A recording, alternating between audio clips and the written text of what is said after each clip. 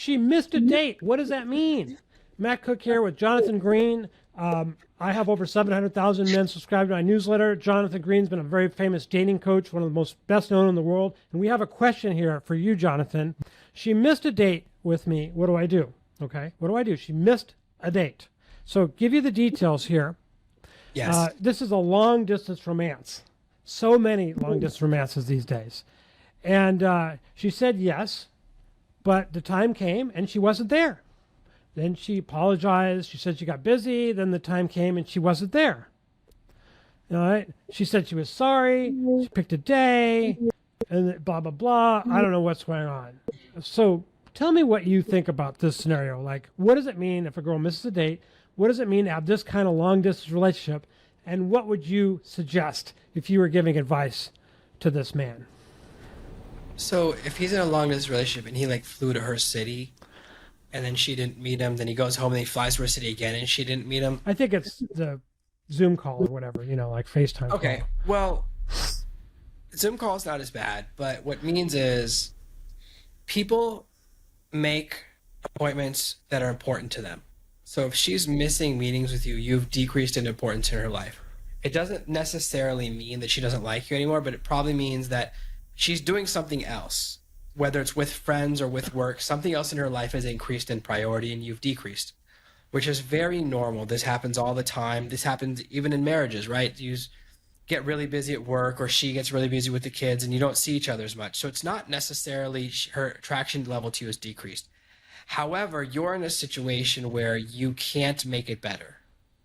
You can't show up at work with flowers or surprise her or like set up a cool date. You can't do any of those things because all you can do is have these Zoom dates. And I'm really not a big believer in long distance relationships. Now, sometimes it's necessity. Like if you're in the military and you get deployed, that's a legit reason to be a long distance relationship. Those also have a super high failure rate.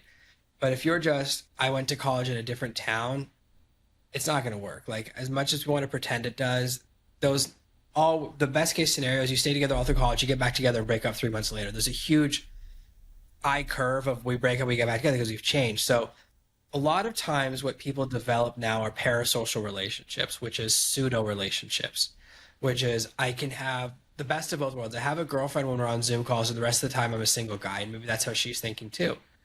But the relationship, it's nearly impossible for it to move forward unless you make a dramatic shift, which is we move to the same city and now it's a completely different dynamic, right? It's a huge jump because you've never been near each other. And you jump straight from long distance to living together, and that almost always fails because it's such a dramatic change. It's like you're at 0 and then you're at 60.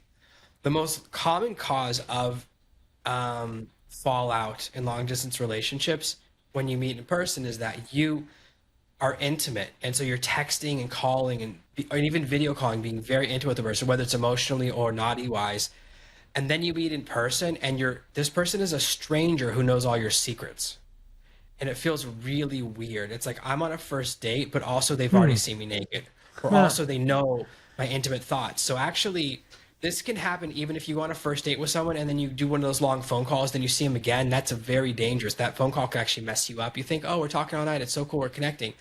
But actually you're not connecting in person. So these are all kind of common mistakes that we don't realize. But if we say, like, if you see someone naked for the first time via text, it kills the intimacy because this person's like, wait, he's seen me naked, but not the way he's supposed to. So we have this like broken inness in the connection, and it's repairable, but hard. So I always encourage people, like, don't see a person naked for the first time via text or via Zoom call. Any of that stuff will mess you up. And it can also be emotional deepness. Like I knew someone that was dating a girl and then she went home for the summer to a distance away, and then she had lost a family member and was like calling him all the time, right? And it was like, I don't know how to be there for her. We were only dating for a week. And it's like, it became this huge problem. He did not know how to deal with it, and he did not deal with it well. But I don't think anyone would. We were both like 17. So they just met, and then there's a sudden tragedy in someone's family. It's hard to know what to do. Yeah. So life happens. And the best thing I can tell you here is that in this particular situation, you're not in a relationship. That's right. I think you're right. You is to pull the Band-Aid off.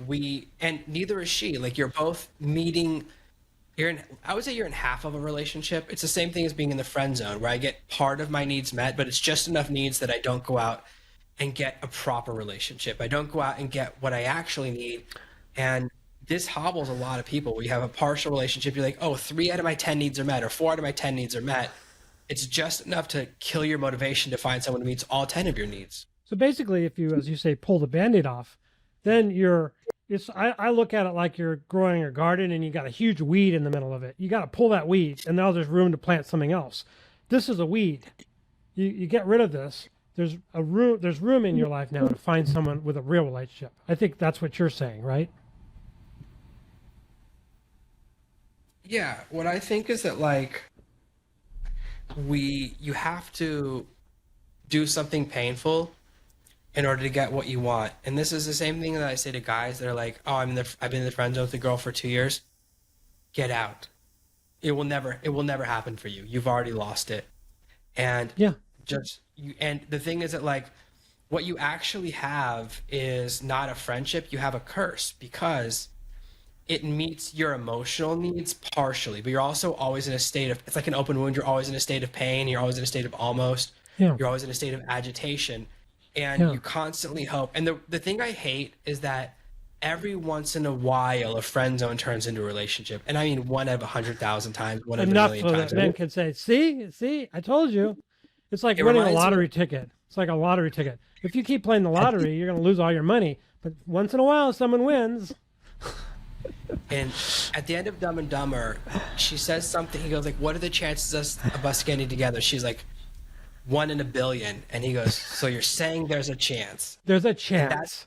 Their chance is non-zero, but mathematically it's really zero. And that's the problem with friend zones. It's like every time I meet someone who's like, "Oh, we were actually best friends first," I'm like, "Yeah, you guys have, your little story has ruined so many people's lives. If you would just keep your mouths shut."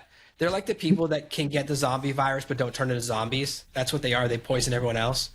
So that's how strongly I feel about it. So if you're in a friend zone relationship or in a pseudo relationship, as much as you're like, "Oh, I don't want to lose what I have," you will never get something better, right? It's the same thing for people that are just spending all their time watching naughty internet stuff.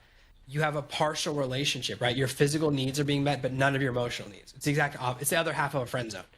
So if you're in this relationship where you cannot do anything about it because the person's so far away, and if this person happens to be in the military or something like that and it's not their fault, like it really stinks, but I would still say you're no longer this person's priority. And when someone says like something like, "Oh, I really wanted to, but," well, they're just lying. Because if they want to be there, they'll be there. For example, if Brad Pitt called, or whoever the new star is now, maybe Terry Styles, I don't know a lot about, whatever movie star she likes called, she would pick up the phone. That's how you know that it's not true. Because if it was important enough to her, she would find a way to make it work, right? We all would.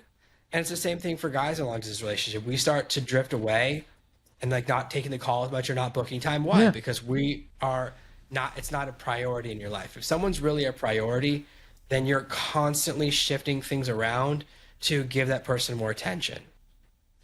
So my suggestion is to avoid long distance relationships. I would go by a 60-mile rule, maybe 90 miles if you are living in a more rural area.